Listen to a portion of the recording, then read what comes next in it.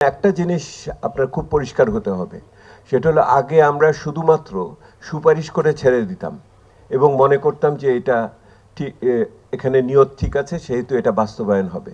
অভিজ্ঞতা থেকে আমরা শিখেছি প্রতিনিয়ত যদি নজরদারি স্বচ্ছতার ভিতরে না রাখি, তাহলে আমাদের ভালো কাজও কিন্তু ঠিকমতো হয় না, সরকার ইচ্ছা করলেও অনেক সময় পারে না। সেই জন্যই কিন্তু এই যে এই আলোচনাটা, সেই আলোচনাটা আমরা করছি। এবং দেখেন, আগে আমরা বাজেট হলে পরে বিভিন্ন রকমের প্রতিক্রিয়া দিতাম। এখন বাজেটকে সামনে রেখে আমরাকে এই কথাগুলো বলছি যাতে পরে বলতে না পারে তোমরা তো আগে বলনি। সেহেতু এই জিনিসগুলো খুব পরিষ্কারভাবে আমরা দিয়েছি। এবং আপনারা দেখেন, আজকে আমাদের সাথে অবশ্যই জনপ্রতিনিধিরা উপস্থিত আছেন, কিন্তু সরকারি কর্মকর্তা, শিক্ষক প্রতিনিধি যারা আন্দোলন করেন শিক্ষকদের জন্য, তাদের প্রতিনিধিরা এখানে উপস্থিত আছেন। তারা এখানে কথা বলবেন এবং অভিভাবকরা তো আছেনই।